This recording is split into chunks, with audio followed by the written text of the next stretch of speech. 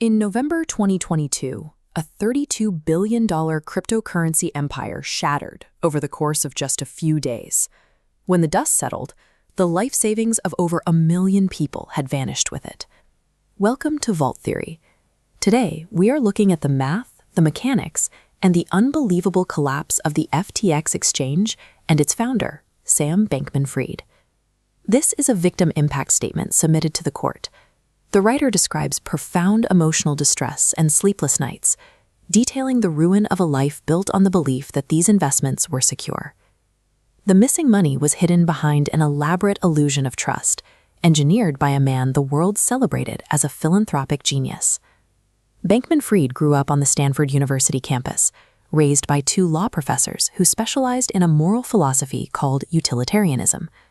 After studying physics at MIT, he honed his quantitative trading skills on Wall Street at Jane Street Capital. As this diagram shows, he became a prominent voice for effective altruism.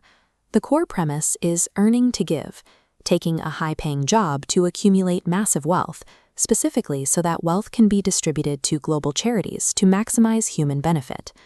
Driven by this philosophy, he launched the cryptocurrency trading firm Alameda Research in 2017. 2 years later, he built his own crypto exchange to facilitate trades, FTX. He promised to give away almost everything he made. By publicly adopting the persona of a savior who slept on a beanbag and cared only about global welfare, he successfully insulated his companies from standard financial scrutiny. FTX grew rapidly, reaching a $32 billion valuation in 3 years. Bankman-Fried maintained his eccentric image, often playing video games during high-level meetings and wearing t-shirts while securing funding from major venture capital firms. To attract everyday retail investors, FTX spent heavily on marketing, signing aggressive endorsement deals with celebrities. They brought on NFL superstar Tom Brady and supermodel Gisele Bündchen as prominent brand ambassadors. Those deals were heavily compensated in FTX stock, leaving Brady and Bündchen with a combined $48 million loss when the equity became worthless. They also spent millions to air a Super Bowl commercial featuring comedian Larry David. Seeing these highly recognizable figures promote the platform convinced millions of ordinary people that the exchange was completely safe. They assumed someone, somewhere, had done the due diligence. Behind the marketing, the reality was entirely different. FTX had no formal corporate headquarters.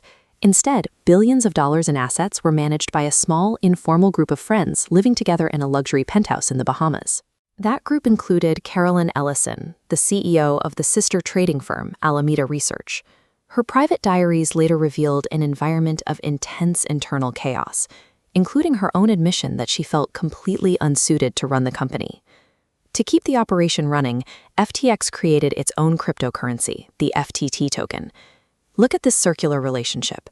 Alameda held billions in FTT to prop up its balance sheet, meaning FTT's value depended on FTX being solvent, while FTX appeared solvent because FTT had value.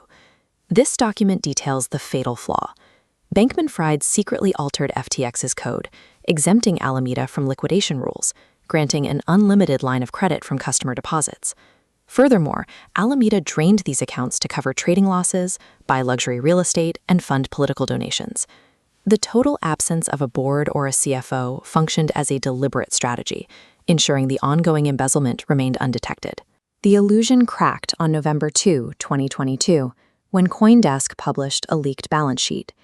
It exposed that the vast majority of Alameda's assets consisted of the illiquid FTT token, directly linking the financial survival of both companies. 4 days later, Changpeng Zhao, the CEO of rival exchange Binance, reacted to the news by publicly announcing he would liquidate his firm's entire holding of FTT.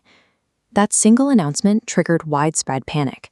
Customers rushed to pull their funds out of FTX, demanding over $6 billion in withdrawals in just 72 hours. The exchange simply did not have the liquid assets to fulfill the requests. As the withdrawal queue stalled, Bankman-Fried posted a tweet assuring the public that FTX is fine and assets are fine. In reality, the company was already deeply insolvent.